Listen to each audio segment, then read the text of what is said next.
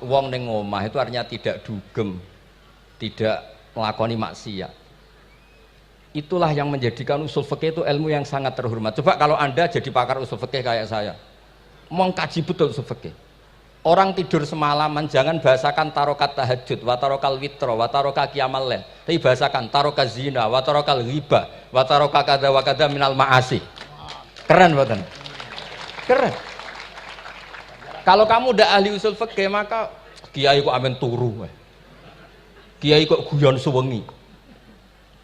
Lu kiai guyon suwengi itu melawan. Kiai itu ustaz juga manusia. Karena bengi itu ya kepen nonton. Tapi kan buatan pantes. Akhirnya korbannya santri ini dijak guyon gak jelas.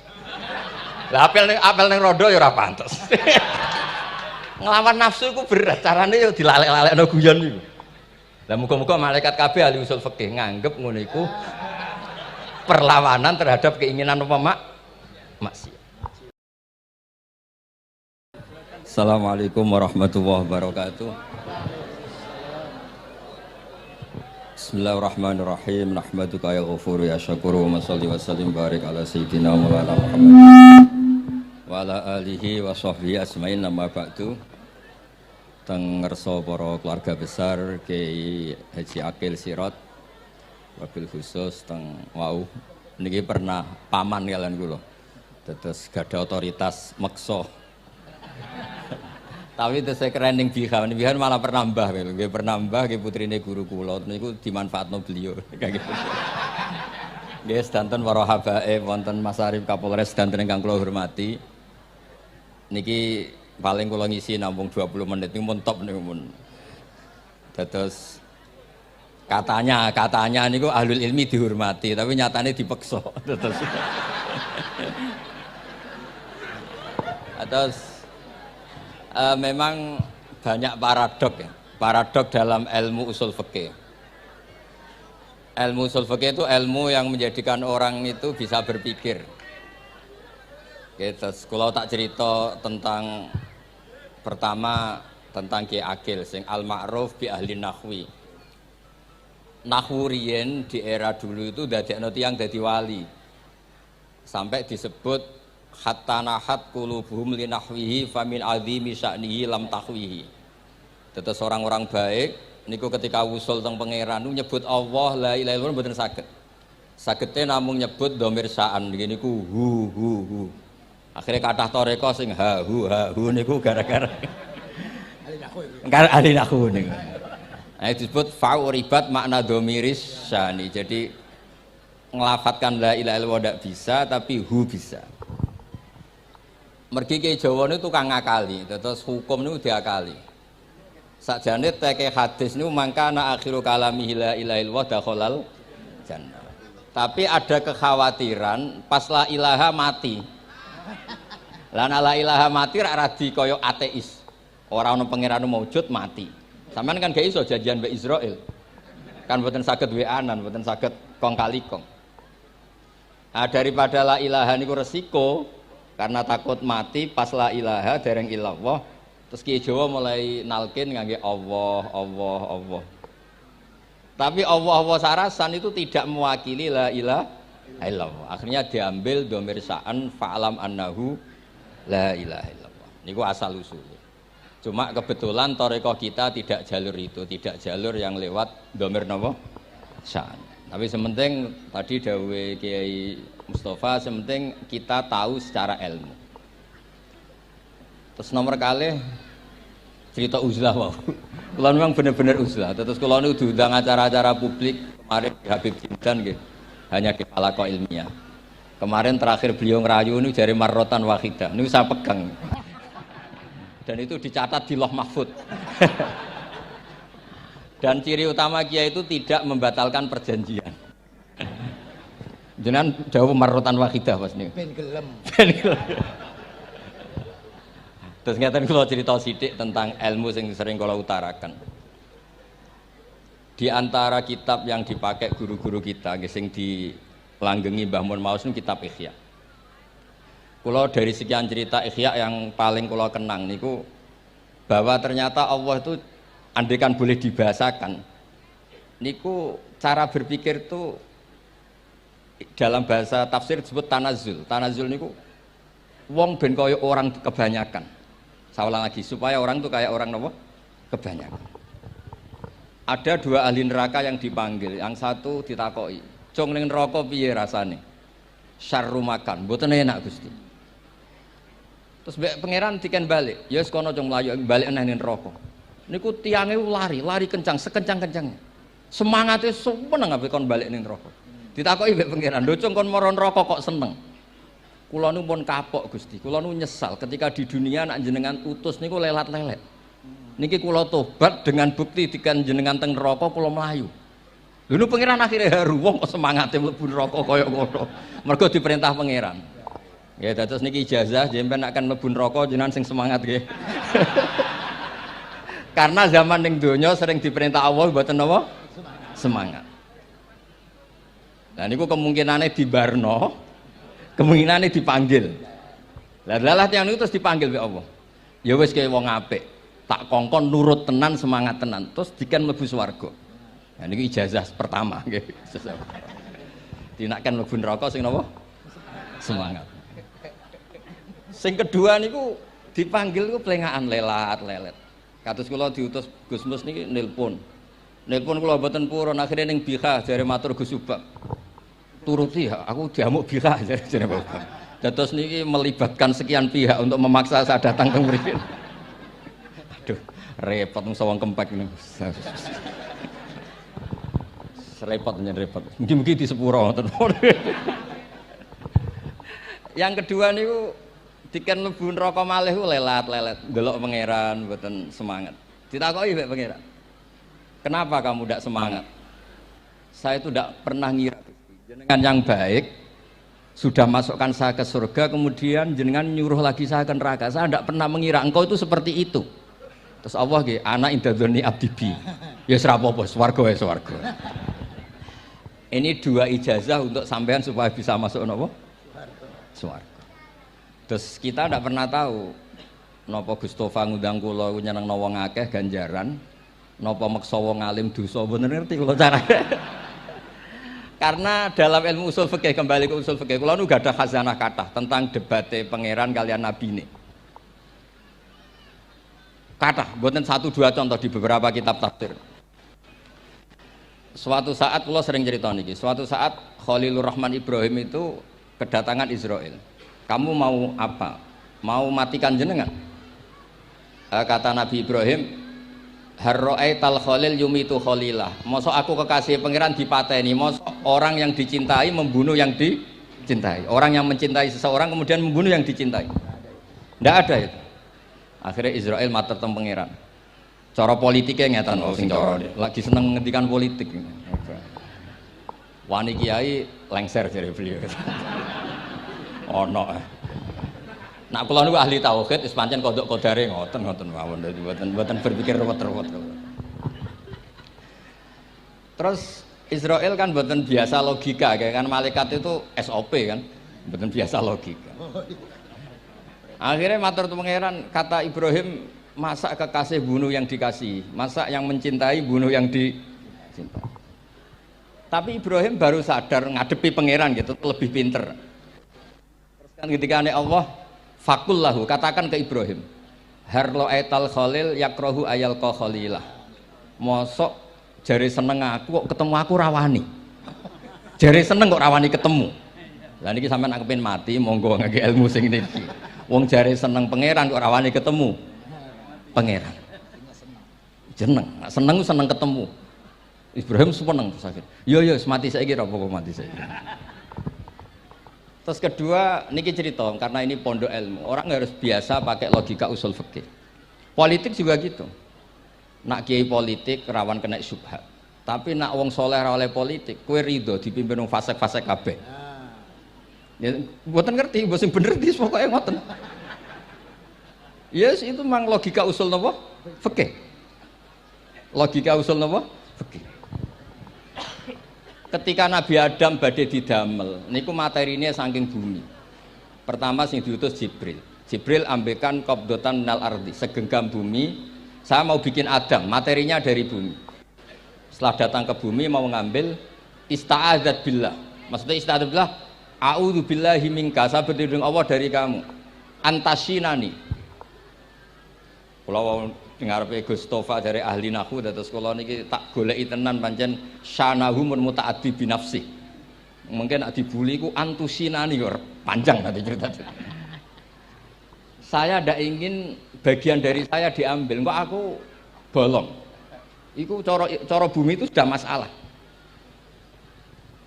Terus akhirnya Jibril kembali, ya Allah, dia berlindung kepada engkau maka saya lindungi. Allah membenarkan Jibril, Mikail juga sama. Tapi ketika Israel, ini Israel itu masalah memang. Ketika disuruh ngambil bumi, buminya ista'adat billah, tetap diambil. A'udzu billahi minka antasinani, saya berlindung Allah supaya kamu tidak melukai saya, mencidrai saya dengan mengambil bagian dari saya. Kata Israel, wa a'udzu billah alla unaffidhu amroh.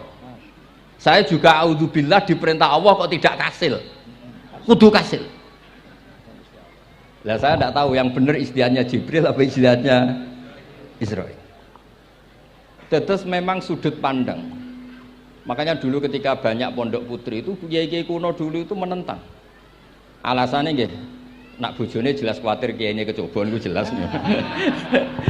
Tapi banyak kiai itu nggih khawatir tenan. Kecoba fitnatin nisa. Tapi ketika logikanya dibalik, apa kamu ridho para perempuan-perempuan muslimat itu tidak dapat pendidikan apa?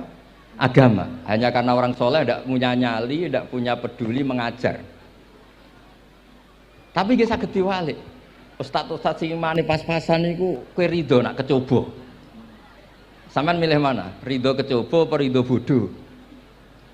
Nah, logika-logika usul fikih ini yang kemudian dipakai Wali Songo. Dipakai Wali Songo kemudian membiarkan sekian tradisi yang insya Allah itu salah sebetulnya, tapi tidak sebanding dengan asmane Allah Subhanahu wa Ta'ala. Misalnya begini, gini iki dirungokno mawon, sampean ra paham mboten napa-napa, sampean nak ra paham wis anggap ae tawadhu, pantese wong awam yo ora paham, nak paham dadi kiai. Terus biasa mawon sampean ora paham aja tersiksa. Umpamane jenengan mboten kiai kok kon paham. Nah sampean pinter kados kula mestine ora ngrungokno, semangate hasud. Terus rivalitas perkara. Nah cara Mbah Mun nak cerita ngoten, dhisik kowe zaman bodho iku angger kiai mbok cucuk. Bareng padha kiai niku koyo saingan. Niku pun sunatullah ndak bisa dihindari, niku pun sunatullah. Terus kembali lagi ya, logika-logika usul fikih niku dipakai oleh Wali Songo. Ngeten ada cerita ini rungokno nonton. Itu sudah saya cek di beberapa riwayat termasuk di Musnad Imam Ahmad. Ada orang, ini bukti teorinya Wali Songo itu benar. Wonten tiyang gadah kesalahan. Niku dokumen kesalahan niku maddul basar, sepanjang mata melihat. Wis ngoten jumlahnya 99 bok. Kayak apa banyaknya? Per bok maddul basar, sepanjang mata nopo melihat. Ketika dia ditanya Allah itu kalau tanya demokratis. Adzolamat kakatabati, jangan-jangan malaikat saya sentimen, kalau kamu jelek ditulis, kalau baik enggak Gusti. Afalaka udhurun, jangan-jangan kamu saat salah itu punya alasan, enggak Gusti, ya memang salah. Tapi kata Allah, sudah kamu tenang saja, kamu punya ini. Itu hanya satu bok, ya kira-kira kayak tempat jam tangan itu. Enggak, kamu punya ini, cukup ini. Terus malaikat tanya, ya Allah, apa artinya, apa ngefek itu kalau ditimbang dengan kejelekan sebanyak itu dengan satu bok jam. Orang ini juga bilang, Gusti sudah ada usah ditimbang, nggak ngefek itu pasti kalah. Tapi setelah ditimbang menang yang satu bok kecil tadi. Karena di situ ada la ilaha illallah Muhammadur Rasulullah. Jadi malaikat diancam sama Allah, kamu berani tidak mempertimbangkan nama saya? Apapun banyaknya bok itu dosa itu tidak saya. Kalau ini la ilaha illallah itu nama saya. Kamu berani tidak mempertimbangkan nama saya? Ya tidak berani Gusti, ya harus dimenangkan. Nah itu. Semalahnya kok pengajian ini ya ono istilatur rijal wan nisa, tapi baru kayak ngaji di sepuro. Ya aja muni halal tapi ya aja muni terus gak ono faedahe. Di sepuro insyaallah. Karena kalau nuruti harus steril halal itu kayaknya tidak bisa. Terus di situ ditutup fala yaskulu ma asmillahi taala syai'un. Dibanding asmane Allah taala sesuatu itu tidak ada nilainya. Pasti menang Allah Ta'ala. Sehingga banyak ulama ngendikan kowe nak berdosa, bersalah maca iki-iki. Dan kalau Anda dosa misalnya catatannya 1 box terus di bawah ada astagfirullah, malaikat ditanya sama Allah, kamu berani tidak mempertimbangkan nama saya disebut di situ? Nah, saya ini ribuan orang yang ngundang, saya berani mengabaikan. Bareng ana wong ngaku mbah ya mbah tenan wae. Ya terus ngoten. Kowe wani gak mempertimbangkan Gustofa sing mantune Mbah Maimun. Ya. Semoga cara pandang malaikat nanti seperti itu. Tapi nanti kalau malaikat cara pandang, mbah kok tukang maksa putu. Itu mbah model opo. Nah, saya ini sudah ngalah 1 kali. Berikutnya logika kedua yang insya Allah terbangun di kalangan malaikat, yaitu mbah ora oleh maksa napa putu. Ning dinggon mbah yang baik putune dolanan di barno. Ini ora. Putu lagi asik-asik dolan. Rene. Kon nyapu. Nah, itu udah jenis mbah yang baik.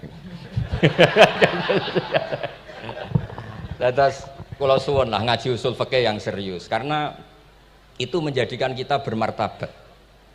Kula niku sering lepas jenazah tangga-tangga kula nggih penggene ndelok TV, nak bengi nggih ngelamun, ngayal sugih, kadang yo ngapalo tikus sing liwat dhuwure saking ora ana penggawean. Tapi kula nak lepas jenazah ini orang baik. Sampai bojone protes, "Apik apa lho Gus angger bengi iku mau ngelamun ngitung tikus liwat, ngitung apa." Terus kula matur, ngitunge aja ngono, ngitunge tarokal ma'asiya. Wong ning omah itu artinya tidak dugem, tidak melakoni maksiat. Itulah yang menjadikan usul fikih itu ilmu yang sangat terhormat. Coba kalau Anda jadi pakar usul fikih kayak saya, mengkaji betul usul fikih. Orang tidur semalaman jangan bahasakan tarokat tahajud, wa tarokal witro, wa taroka qiyamal lail. Tapi bahasakan taroka zina, wa tarokal ghibah, wa taroka kada wa kada minal ma'asi. Keren mboten? Keren. Kalau kamu udah ahli usul fikih maka kiai kok amen turu. Kiai kok guyon suwengi. Lu kiai guyon sungi itu melawan kiai itu ustaz juga manusia karena bengi itu ya kepen nonton tapi kan buatan pantes akhirnya korbannya santri ini dijak guyon gak jelas lah apel neng rodo ya ora pantes ngelawan nafsu itu berat caranya ya dilalek-lalek no guyon itu lah muka-muka malaikat kabeh ahli usul fikih nganggep ngono iku perlawanan terhadap keinginan apa maksiat.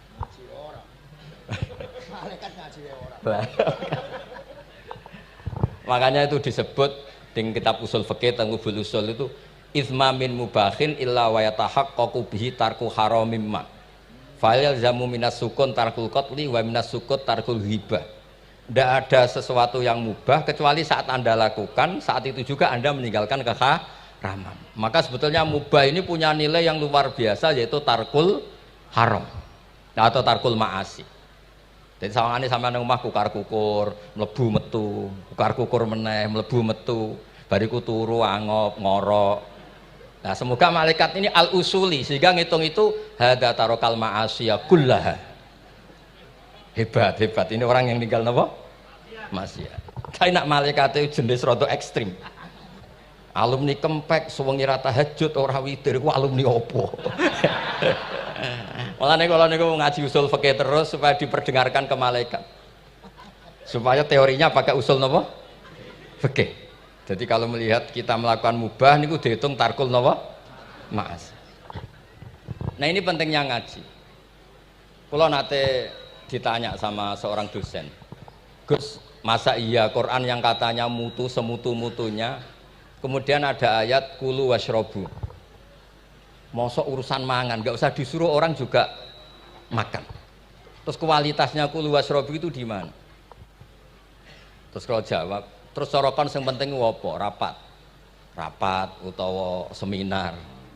Nggak ada rapat, nggak ada seminar itu kamu nggak mati. Tapi kalau nggak makan itu mati. Penting mana? Ya penting makan. Lah iya, jadi orang itu lupa. Kalau sesuatu yang seserius itu karena menjaga nyawa, yaitu makan. Terus karena makan tuh hal yang murah dianggap biasa, itu bahaya. Sehingga sebetulnya yang kita bisa jadi wali lewat hal-hal keseharian, tidak bisa jadi wali karena tadi. Saya punya hadis, ini mudah sekali untuk Anda jadi wali. bahkan di atas wali lah. Inna woha ta'ala layar do anil abdi, pakai inna masih pakai lam taukid. Inna woha layar do anil abdi ayakulal aklata fayahmadahu alaiha aw yasroba syarba fayahmadahu alaiha. Allah itu sangat ridho ada orang makan satu asupan kemudian dia muji Allah. Loh, orang tidak punya alpat itu tidak mati, tidak punya tanah ribuan hektar itu tidak mati, tapi kalau nggak makan sesuap nasi mati. Penting mana? Penting makan. Tapi gara-gara kamu tamak untuk syukur nunggu punya alpat, untuk syukur nunggu punya tanah banyak, Anda ini bodoh, mau syukur saja syaratnya kok banyak. Jadi sebetulnya kalau kita mau jadi wali itu cukup setiap makan itu kamu syukur. Fayahmadahu alaiha. Au yasroba syarba fayahmadahu alaiha. Makanya wali-wali dulu kalau didik raja yang sedang berkuasa itu ditanya, kamu raja besar, punya pengaruh besar. Andaikan kamu di padang pasir dan kemudian Anda tidak mendapatkan air sama sekali, apakah kamu menggantikan kerajaan kamu demi beli satu seteguk air? Iya, akan saya beli karena saya kalau tidak minum mati. La tafroh bimulkin la yusawi jar'atamain. Kamu jangan bangga dengan sistem kekuasaan yang tidak senilai dengan seteguk air. Orang nggak jadi raja itu nggak mati, tapi kalau nggak minum mati. Terus akhirnya dosen itu tahu, wah berarti kuluwas robu itu luar biasa, Gus. Sangat luar biasa.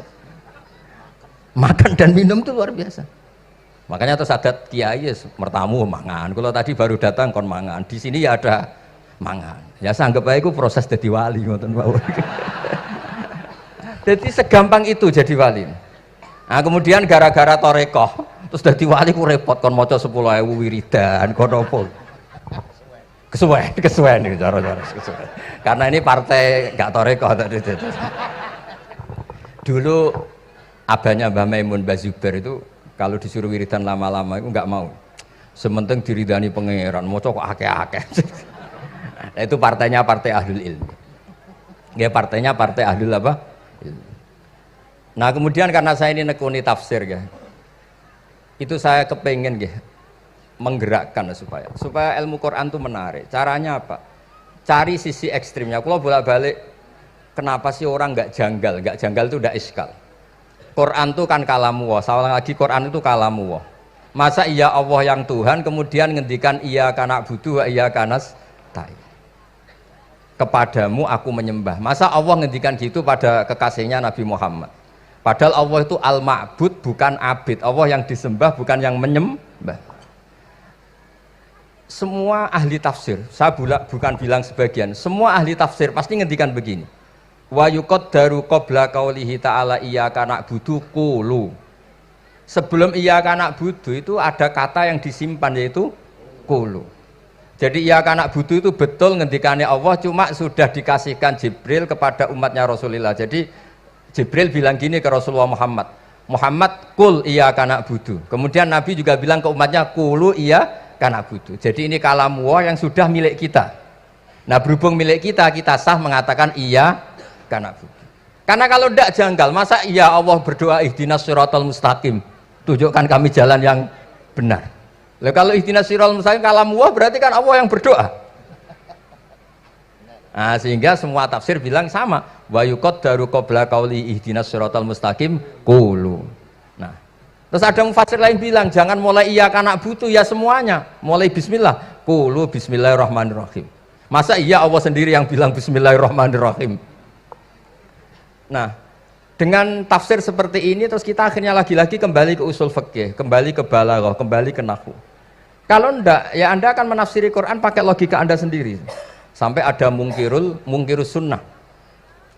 Pokoknya sementing kembali ke Quran. Orang roh Quran itu kayak apa? Saya kemarin ngaji di Sedan di daerah saya bilang, Sayyidina Umar itu Islam sebelum minta hidayat. Khalid bin Walid ya Islam sebelumnya ya tidak minta hidayat. Lah itu kan janggal. Padahal katanya Quran itu hudal lil muttaqin, petunjuk bagi mereka yang takwa. Padahal tidak ada sabkut takwa untuk Umar. Umar tidak pernah takwa, tapi nyatanya Islam. Bahkan dia masuk ke rumahnya Zaid bin Arqam itu mau bunuh Nabi, mau nyari Nabi, bukan mau Islam. Tapi ketika dengar iparnya membaca Toha ma anzalna alikal Qur'ana litasqa, kemudian dia masuk Islam. Lalu gimana tentang hudal lil muttaqin, petunjuk bagi mereka yang takwa? Banyak ulama yang mengatakan lil muttaqin itu balaghahnya lil iktifa, lil muttaqina wa ghairihim. Jadi Quran itu petunjuk bagi yang takwa dan yang tidak takwa. Dan itu di bahasa Arab sah. Di bahasa Arab sah. Misalnya gini ya, kalau sampean punya ponakan dolan, cong-cong nang mangan. Ya maksudnya ya mangan mbek ngombe, mangan tok seretan mati kan. Itu kan satu paket. Sarobila taqikumul harra wal barda. Pakaian yang melindungi dari panas. Di situ nggak disebut wal barda, tapi artinya juga wal barda. Karena kalau tidak diartikan lil iktifa, nanti Quran itu memberi petunjuk bagi yang sudah muttaqin. Corong doang nguyai segoro, wis takwa kok. Nah ini kita butuh ahli tafsir yang al-usuli. Karena itu yang menjadikan Quran punya kualitas lagi. Seolah lagi punya kualitas lagi. Kalau ndak, Quran tuh kayak biasa-biasa saja, kayak tadi kulu wasrobu kayak dan seterusnya dan seterusnya. Jadi kalau suwun barokahnya hormat sama orang alim kados Ki Akil, Ki Siras dan tenaga keluarga mriki. Orang menghidupkan logika ilmu lagi. Jadi kalau seneng lah nak dalam Gusmus ahli ilmu boten krana niat fakir boten. Biar sampean ngerti lah kalau ngadepi ahlul ilmi itu pun boten level. Ahlul ilmi itu kalau punya logika itu tidak bisa dibantah. Saya beri contoh sekian contoh yang nyata yang diajarkan Rasulullah SAW. Nabi itu pernah mau dipermalukan orang karena Nabi ngendikan la adwa wala tiarata, tidak ada penyakit menular. Terus ada orang iseng kok onta yang kena kudisen itu dijejerkan yang waras ikut kena kudisen. Terus orang ini tanya, ya Rasulullah ini tadi sehat, tapi kena onta yang kudisen ikut kudisen. Nabi tanya lagi, faman a'dal awal, yang kudisen pertama ketularan siapa? Wah itu dari Allah ya, maksud saya seperti itu. Jadi ada terus orang-orang kafir itu cara berpikir aja alal alihata ilaha wahida inna hadalah syai'un ujab. Muhammad ya tentu mereka masih jangkar. Muhammad problem kita ini banyak. Kalau Tuhannya satu tidak cukup. Ada problem kredit macet, ada problem macam-macam kan, utang piutang macam-macam. Kalau Tuhannya satu tidak cukup. Kita butuh Tuhan banyak karena problem kita banyak. Lalu Nabi mengajarkan mereka apa logika yang dibangun. Kalau kamu jadi buruh, kemudian majikan kamu banyak, semuanya merintahkan kamu bingung nggak? Ya bingung. Tuhan kamu itu majikan kamu, kalau banyak-banyak perintah semua kamu yang bingung. Ya sudah mat Tuhannya satu saja. Itu disebut darabawa masalah rojulan fihi syuraka umutasakisuna wa rojulan salamal lirrojul. Nah sekarang itu kita ini mulai kehilangan fatonahnya Rasulullah SAW. Nabi dulu itu kalau nerangkan ilmu itu logikanya gampang sekali. Logika yang dibangun tuh gampang sekali. Ada orang cerita, ya Rasulullah saya ini ada sekian anak saya, yang paling saya cintai satu. Apa saya boleh melebihkan yang paling saya sayangi dalam pemberian? Nabi jawabannya itu tidak langsung jangan enggak. Apakah kamu berharap bahwa mereka semuanya baik ke kamu? Iya semuanya saya ingin baik ke saya. Ya kalau gitu jangan. Kan tidak fair kita mengunggulkan yang satu, melebihkan yang satu, sementara kita berharap semuanya baik. Itu tidak fair kata Nabi. Jadi dulu Nabi itu, terus ini yang cerita fikih. Dulu Ahlul Madinah itu mangga, itu masih pentil sudah dijual. Pentil dijual harganya 2 juta. Masa iya pentil harganya 2 juta? Karena dengan asumsi sudah jadi mangga. Tapi ketika Nabi datang di Madinah dan penduduk Madinah itu abkhosna sikailan, orang paling buruk dalam pertimbangan dalam jual beli. Nabi cara ngendikannya itu unik. Aro'aitum lau anna waha yamna'us samra fabima yastakhillu ahadukum mala akhi. Kalau pentil ini ternyata kena angin terus kemudian tidak jadi buah, lalu kamu nerima uang 2 juta itu atas nama apa? Atas nama beli pelem, nyatanya belum jadi mangga. Mosok kalau pentil seharga 2 juta. Semenjak itu terus Ahlul Madinah sadar kalau jual buah itu nunggu ba'da buduwi solahiyah, setelah samroh ini berbentuk. Tapi Nabi tetap ngendikannya pakai logika. Nah sekarang banyak kiai yang sidik-sidik neraka-neraka, sebenarnya Nabi itu ngajari logika. Ada pemuda dia itu hipersek, mau masuk Islam tapi tetap boleh bebas. Saya ini ingin Islam tapi jangan larang seks bebas. Wah itu Sahabat semuanya melarang ketemu Nabi karena ini ngawur betul, masa pamit Islam kok. Tapi setelah gaduh, Nabi tanya, kenapa gaduh? Ada pemuda mau masuk Islam tapi yasta'izinu fi zina, dia minta izin supaya tetap boleh zina. Kata Nabi, suruh saya ke sini. Setelah datang di depan Rasulullah, logika yang dibangun Nabi itu luar biasa. Atuhibbuhu li bintik. Kamu suka punya anak putri kemudian jadi demenannya orang laki-laki hidung belang. Ya enggak, saya bunuh orang itu. Andaikan itu ke ibu kamu, saya bunuh orang itu. Atuhibbuhu li bintik, atuhibbuhu li ummik, atuhibbuhu li ukhtik, atuhibbuhu li kholatik. Kamu suka punya anak putri yang jadi demenannya orang?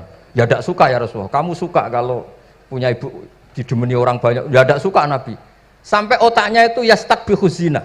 Sehingga otaknya itu, wah zina itu buruk betul.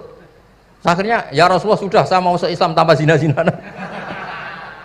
Karena logika yang dibangun Nabi itu luar biasa. Nabi pertama mengingatkan, atuhibbuhu li bintik, atuhibbuhu li ummik, atuhibbuhu li ukhtik, atuhibbuhu li kholatik. Sampai dia ini nggak bisa apa-apa. Sudah Nabi, sudah. Jadi logika ini yang harus kita waris. Lagi-lagi kembali yang bisa waris itu ahlul ilm. Sama itu kan kayak diskusinya Nabi Yahya dan Nabi Isa. Nabi Yahya itu suka berkawan orang-orang soleh. Setiap berkunjung di mana itu nyari yang orang-orang soleh. Ditanya kenapa kamu berkawan orang soleh? Ya berkawan orang soleh itu asik. Tapi kalau Nabi Isa enggak. Kalau ada desa-desa yang masih hitam, masih merah itu dikunjungi kemudian dibina. Ditanya sama Nabi Yahya, lima anda tanzilu ala syirarin nas. Kok kamu kumpul orang-orang yang kayak gitu? Jamnya beliau innama ana tabibun udawil mardo. Di mana-mana nabi itu ya dokter, di mana-mana dokter nyembuhkan yang sakit. Jadi dulu logika kebalikan itu dibangun sehingga dulu ulama khilaf itu ikhtilaful a'immah apa? Rahmah. Masyhur itu. Saya sering cerita dan itu ada di kitab Khilyatul Auliya. Nabi Yahya itu lebih ceria. Nabi Isa itu agak sering cemburut. Atau kebalikannya, pokoknya yang satu tuh mali aro ka'abisan ka'annaka taqnatu mir rahmatillah. Kamu kok sering cemburut, seakan-akan rahmat Allah itu terbatas, wong kok raiso syukur. Yang satu gojlok, mali aro ka'dohikan ka'annaka ta'manu min makrillah. Kowe kok guya-guyu, kok is bebas kok neraka wae gitu. Nah sehingga ya itu tadi sudut pandang. Makanya saya sering cerita dulu kalau Said Abdul Al-Haddad itu tanya, "Cung kowe ngaji sapa?" Ngaji si A. Kiaimu tau nangis? Ndak. Ojo ngaji. Kiaimu ati atos, kiai kok ora iso nangis. Tapi kalau Abdul Hasan Asadili kebalikan, "Cung kowe ngaji sapa?" Ngaji si A. Kiaimu tau guyu nak ngaji? Mboten nate. Ora usah ngaji wong ora iso syukur. Jadi nah itu yang akhirnya menjadi keseimbangan khaufau wa tama. Ada khauf, ada apa? Roja. Sehingga karena sudut pandang itu nggak bisa dihilangkan, sawalangnya nggak bisa dihilangkan. Ini yang sering diceritakan Kisah itu kakaknya ini. Dulu Muhammad bin Hasan Asyibani, Imam Syafi'i itu lama sekali beliau jadi ulama top yang suka fikir. Dianggap fikir itu aman, ngeringankan hisab. Nggak jenengan fikir yang dihisab malaikat apanya kan? Kan nggak bisa ngisab jenengan, apa saja tidak punya. Punyanya problem. Nah setelah ngaji sama Imam Malik, Imam Syafi'i tanya, yang ilmunya setingkat jenengan siapa? Kata Imam Malik, sebetulnya Abu Hanifah, tapi orangnya sudah meninggal, tapi ada muridnya namanya Muhammad bin Hasan Asyibani. Kamu ke sana dari Madinah ke Irak, dulu tempatnya di Baghdad. Setelah di Irak, Muhammad bin Hasan Asyibani itu kalau ngitung uang tuh di meja, emasnya tuh banyak, uangnya banyak, dia hitung di meja, malah kaget. Saya ini gedeng kiai, kedunyan, ini ketemu kiai, kedunyan. Ya karena Muhammad bin Hasan Asyibani itu wali, kamu tanya, kamu heran ya ada kiai kaya? Iya. Ya sudah, kekayaan ini kasihkan orang fasik, biar dipakai demenan, dipakai mabuk, dipakai ini. Terus, ya jangan, kalau kena orang fasik bahaya, jenengan saja. Semenjak itu Imam Syafi'i mulai rodok seneng duit. Jadi ada ceritanya, kok diangen-angen, nah terus keterusan umatnya kayak gini-gini itu. Jadi ini cerita nopo istihad apa? Cerita nopo istihad. Sama pangkat juga sama. Gue seneng nak wong soleh-soleh tidak ikut ngurus negara ini. Mau dikemanakan negara ini. Tapi ada yang berpikir, gue seneng nak wong soleh terkontaminasi. nasi. Ya sudah monggo, sing ora payu jabat nggih berpikir zuhud. Sing payu ya berpikir politik. Yang penting semuanya itu berdasar ilmu. Yang penting itu semuanya berdasar apa? Ilmu. Karena ilmu ini basis yang paling diridani Allah Subhanahu wa taala. Masyhur itu di Ihya sering diceritakan Imam Ghazali, ana alim uhibbu kulla alim. Kata Allah, saya ini alim dan sangat mencintai orang alim. Karena orang alim ini yang tahu perspektif. Orang yang ngiranya, saya ulang lagi, yang ngiranya itu enggak ilmiah. Di depan orang alim itu sangat-sangat apa? Ilmiah. Yaitu tadi misalnya ada ayat wa min ayatihi manamukum billaili wan nahar. Masa iya tidur yang ngorok semua turunnya secara jelas kok jadi wa min ayatihi. Tanyakan ahli medis, sistem tubuh kita kalau nggak tidur itu kayak apa rusaknya? Dan toat pas-pasan ngene iki satu-satunya solusi ya turu. Bengi ngempet kepen delok dangdut, delok dugem. Barang turu jebule esuk wis bar alhamdulillah. Cara melek iman kamu seberapa? Tarikan-tarikan maksiat posisi kamu terjaga bisa kalah kan? Tapi kalau tidur sukses kan tarkul maksinya. Nah, karena tidur itu sukses menghilangkan maksiat disebut wa min ayatihi manamukum billaili wan nahar. Sampai Imam Ghazali ngendikan di makalah itu sehingga nanti ibadahnya umat ini di akhir zaman an-naumu, ibadah terbaiknya itu tidur. Nah niku mulane maksud kula ngeten lho. Sampai nanut jalur wong alim dia turu ya ibadah, tengok-tengok ya ibadah, jagongan nggih ibadah, gojol-gojolkan ambek kanca nggih napa? Ibadah. Karena ini semuanya kul bi fadlillah bi rahmati fa bidzalika napa? Falyafrahu. Tapi kalau kamu tidak punya basis ilmu, adanya suudzon. Kiai kok jagongan guyon sewengi ku kiai opo? Kiai kok turu sewengi ku kiai. Karena basisnya ada ilmu. Padahal jelas ketika Rasulullah bikin urutan kebaikan, pertama Nabi ngendikan kamu menolong orang. Jika tidak bisa, terakhir Nabi ngendikan takufu syarraka anin nas fa innaha shadaqatun minka ala nafsik. Tadi beliau juga cerita di nasihat Imam Mun, idza lam tuhsin fala tusi. Kalau tidak bisa berbuat baik, setidaknya kamu tidak berbuat jelek sama orang lain. Dan potongan ngene iki paling gampang apa? Tidur kan? Wis sampean nak turu wis ra zina, ra maling, ra ngrasani wong wis ora tusik. Nah, dengan konstruksi usul fikih seperti itu kamu tahu kualitas ayat wa min ayatihi manamukum billaili wan nahar. Ya sama, ternyata makan itu yang menjaga nyawa. Ternyata makan itu yang menjadikan syukur. Kalau kamu nggak percaya puasa. Sama nak poso gedang goreng mewah. Gedang goreng mewah. Air satu teguk itu mewah. Makanya kalau ulama dulu ada santri kepengen mangan enak. Ya saya ingin mangan enak gini-gini caranya gimana? Itu rumusnya ada sate, ada mie ayam. Idamuhu alju. Kalau kamu ingin enak, lauknya itu lapar. Ya kita kalau puasa itu semuanya kan enak. Nah itu lagi-lagi basisnya itu ilmu. Nah sekarang banyak orang yang sudah tidak peduli dengan ilmu. Kayak ijazah dilakoni kan. Jadi kayak wiridan la ilaha illallah itu sebetulnya harus dibarengi dengan ilmu. Ini yang terakhir supaya nggak lama-lama. La ilaha illallah itu basisnya ilmu. Surga yang begitu mewah itu dibikin juga bagi yang melafadzkan la ilaha illallah. Neraka yang begitu ekstrim sampai kalau benda dijatuhkan dari atas ke neraka itu sampai bawah nunggu 70 tahun. Bisa kamu bayangkan kalau kamu di dalam naiknya susah itu. Ini dijatuhkan ke neraka itu sampai bawah nunggu berapa? 70 tahun. Loh, neraka sebegitu ekstrim itu dibikin untuk yang menolak la ilaha. Berarti kalimat ini kalimat spesial. Kalimat yang neraka dibikin ya atas nama itu yang menolak, surga dibikin juga atas nama itu yang menerima. Itu satu saktinya la ilaha illallah. Sakti kedua, orang kafir 70 tahun ngelafadzkan la ilaha illallah sekali langsung dihukumi mukmin. Yughfar lahum ma qad salaf. Qul lil ladzina kafaru iyantahu yughfar lahum ma qad salaf. Orang yang melafadzkan la ilaha illallah Muhammadur Rasulullah itu dosa 70 tahun kafir itu hilang semua. Tapi gara-gara ada ilmu terus diumumkan tahlil dening Kiai Haji Niam mesti sing nguri wah sawi mesti. Padahal kalau kamu tahu ilmunya tadi ini kalimat yang luar biasa. Kalimat yang bisa melebur dosa. Bahkan dalam mazhab Sadiliyah itu unik. Kalau kamu wiridan la ilaha illallah itu jangan istighfar dulu, istighfarnya belakangan. Alasannya Abdul Hasan Asadili itu fa'lam annahu la ilaha illallah wastaghfir li dzambik li hadil kalimah. Orang kafir 70 tahun dia istighfar 100 kali nggak akan dimaafkan Allah. Tapi ngelafatkan la ilaha illallah langsung dimaafkan. Jadi orang bisa dimaafkan tuh barokahnya la ilaha illallah. Jadi, ya kan? Jadi orang kafir 70 tahun, wirid istighfar 100 kali atau 1000 kali, dimaafkan enggak? Enggak kan? Tapi kalau membaca la ilaha illallah, dimaafkan. Jadi istighfar tuh ngefek positif itu kalau dibarengi la ilaha illallah. Makanya wastaghfir li dzambika bihadil kalimah. Cara Abdul Hasan.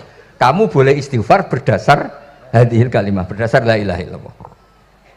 Tapi terus kemudian ya thariqah itu banyak, itu urusan rasa. Justru karena la ilaha illallah kalimat thayyibah harus disucikan dulu. Caranya istighfar dulu. Nah itu ya itu urusan monggo lah. Tapi apapun itu basisnya harus napa? Ilmu. Basisnya harus ilmu. Jangan malah sentimen. Wong di kuburan wiridan la ilaha illallah dihukumi kafir. Nah, itu kan aneh. Wong kalimat ini yang kafir saja menjadi muslim, sekarang yang muslim menjadi kafir. Itu paham kok seaneh itu gitu kan. Ya karena basisnya ada ilmu tadi. Coba kalau basisnya ilmu, itu kan aneh betul. Hadil kalimah kalimatun soro bihal kafiru musliman. Fakaifa sorol muslimu bidzalika kafiron. Ini kalimat yang kafir saja menjadi muslim. Masa dengan kalimat yang sama yang muslim menjadi aneh gak? Aneh. Jadi kalau suwon, pokoknya basis ilmu harus sekuat-kuat. Ya caranya gini nagih kiai kon sregep mulang aja politik terus ngoten. Tapi politik ya bagian dari ilmu, wis ra iso diterangno lho. Nggih ngoten mawon. Assalamualaikum warahmatullahi wabarakatuh. Sik Gus, aja lunga dhisik. Iki wong semuanya sudah tahu sampean alim, menerangkannya enak, fikhan wa usulian wa tafsiran. Cuma mereka yang tanya itu biyen belajar piye kok iso alim kaya ngono, ya kan? Nah, terangkan Gus, terangkan. Mati.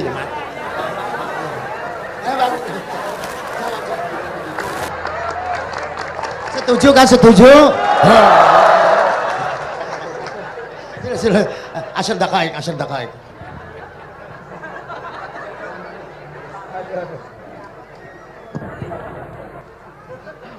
Andaikan pertanyaan itu ke Mbah Mun, mungkin jawabnya gurune sopo.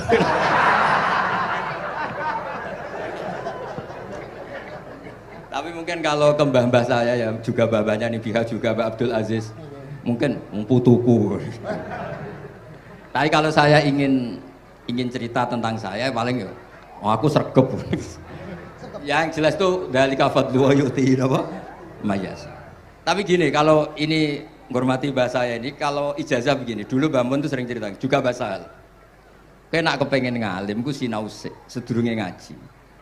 Ya, misalnya kamu ngaji takrib atau ngaji wahab sama Mbah Mun, kamu baca dulu. Sebelum ngaji. Nah, setelah dibaca, misalnya kamu baca rofa, kok Mbah Mun baca jer, kamu baca jer, Mbah Mun baca rofa, berarti goblok tulen. Karena semua teori Anda kok salah. Ya misalnya Mbah Mun baca wadakaro sopa al-musonifu, kamu baca wadakaro al-musonif. Berarti kan goblok banget itu. Ya kan ada cerita gitu, ada orang tuh nggak tahu betul, Gus maknanya lam tardiman itu apa? Lam tardiman dicari di kamus itu udah ada, ternyata itu di head lam tarodaman. Dia baca satu lam tardiman, dicari di kamus sampai hidup mati lagi ya nggak ada. Nah, jadi kamu baca dulu, misalnya di bab khed lam taro naringali sapa mar'ah daman ing getih. Ternyata ngaji Mbah Mun paginya jadi baca lam taro daman. Jadi kalau kamu malamnya baca lam tardiman loh kok.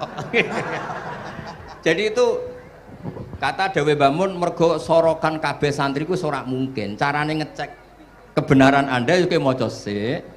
Nanti kalau kemiripannya 50% ya separuh alim. Kalau 70% ya serondo alim. Tapi nanti kalau kemiripannya sampai 100% dan berkali-kali, ya berarti kan sudah luar biasa. Jadi yang ngaji sama Kiai Mustafa, Kiai Niam, saya mohon santri-santri itu belajar dulu. Biar bisa ngecek nanti guru saya baca kayak apa. Waduh salah ya, Gus. Kenapa lah? Udah salah. Karena kiai itu kalau salah ya mau ngalah. Ini ceritanya bangun betul. Ada kiai menawa nggak tahu apa kakean mergawe kakean politik nggak tahu. Wal babi lan walang. Terus ada santri, kula gak ada makna kok walang, lawang. Ya walang sing ning lawang, Cung. Mau ngalah. Terus watini lan wit alu. Gurune maca alu. Kula gak ada makna kok elo. Lah ya wit telu kena nggo alu. Tapi saya menangi kiai itu kalah sama santri itu. Saroko nyolong sapa wong albedo tangi anduk. Terus gurunya kaget. Cung kok anduk, Cung. Bareng didelok endok. Karena kalau pegon kan anduk sama endok itu padha wae. Ini ada padha. Tapi kiainya akhirnya kalah. Memangnya nyolong anduk boleh? Yo ora, Cung, yo haram. Ya padha wae kalau gitu nyolong. Nyolong endok ya haram, nyolong anduk haram. Lo cerita itu masyhur itu. Kalau cerita yang terkenal di Lirboyo itu kan ada santri dari Jakarta di kelas. Gurunya bilang Ja'a Zaidun, Zaid datang. Waro'a itu Zaidan, saya melihat. Si murid ini itu melihat pintu terus. Lama-lama gurunya itu tersinggung. Kamu diajari pelengahan nggak sopan. Habis Ustadz bohong. Lah kenapa bohong? Katanya Ja'a Zaidun, Ra itu Zaidan. Zaidnya mana?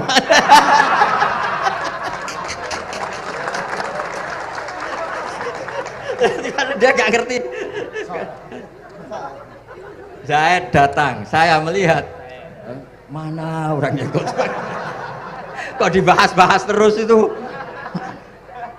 Ya, jadi yang serius tadi kalau sampean ingin nguji kualitas Anda, makanya saya dulu itu pede baca kitab di depan bangun karena ya ngecek.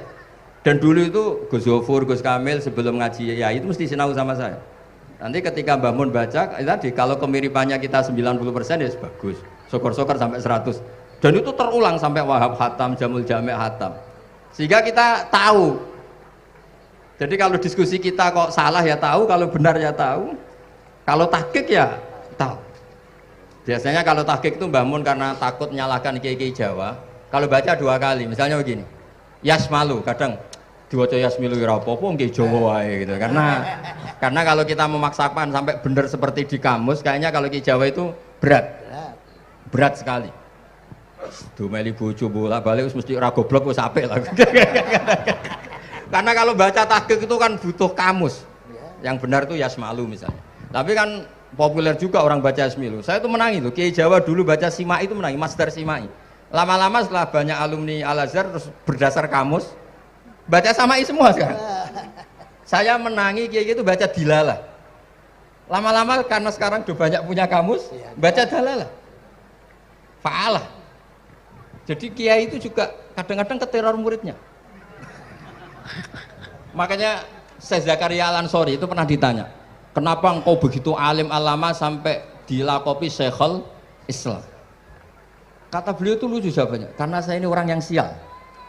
Saya dulu punya guru namanya Ibnu Hajar Al-Asqalani dan punya murid namanya Ibnu Hajar Al-Haytami. Kata beliau, dukik tu bena hajaro ini. Saya ini digebek 2 batu. Kalau mau ngaji takut saya minta ampun karena disuruh baca sama Ibnu Hajar Al-Asqalani. Kalau mau ngajar takutnya saya bukan main karena Ibnu Hajar Al-Haytami itu cerdasnya bukan main. Jadi kalau saya salah itu konangan. Akhirnya dia jadi orang sial tadi. Mau ngaji ya belajar, mau ngajar ya belajar. Makanya meskipun ini pernah sepuh saya tidak berani ngaji beliau. Wah mesti meriang saya kalau ngaji. Jadi yang terkenal alim-alim mohon ngajinya dikurangi ya, karena ini kasihan gurunya. Kasihan gurunya. Nggih, pun cekap. Pun itu catat ya. Sebelum ngaji baca dulu. Satu lagi, Gus. Sampean ketoke kiai ndesok kok kuliah. Betul kuliah? Oh, nggih nggih. Pun dari belajar dari mana sampai kemana Gus jenengan? Dari Mondok sampai ke Jogja sampai Putih. Monggo.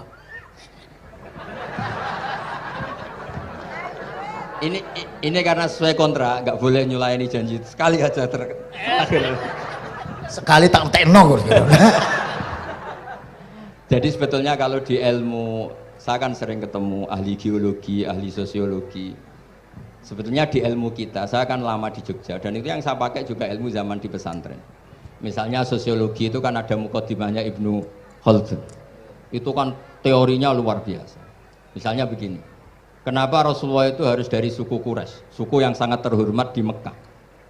Itu secara teori sosiologi loh, bukan teori nubuah. Kata Ibnu Khaldun, Nabi itu mesti final dari kaum itu aneh. Saya ulang lagi, Nabi itu final dari kaum pasti aneh. Nah masa aneh-aneh ini ditoleransi oleh umatnya karena beliau dari suku yang terhormat. Coba kalau dia dari suku, beliau dari suku yang hina, pasti pas aneh-aneh langsung diadili. Ya kalau di NU lah, ndak Gus Dur kok bikin aneh-aneh di NU kan langsung tuntas. Tapi berhubung Gus Dur cucu Mbah Hasyim, orang itu mentoleransi, bahkan mengira jangan-jangan teori beliau lebih baik ketimbang kita.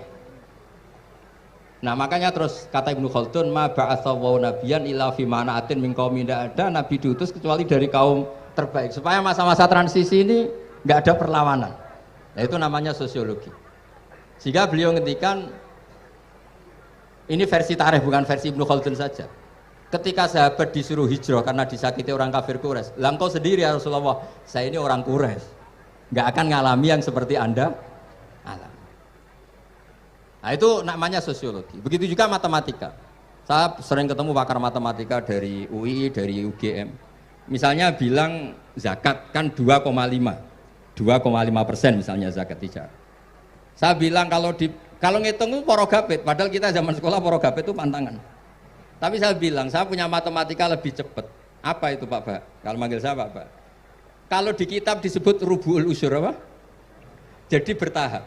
Misalnya 1 juta, usurnya akan 100.000.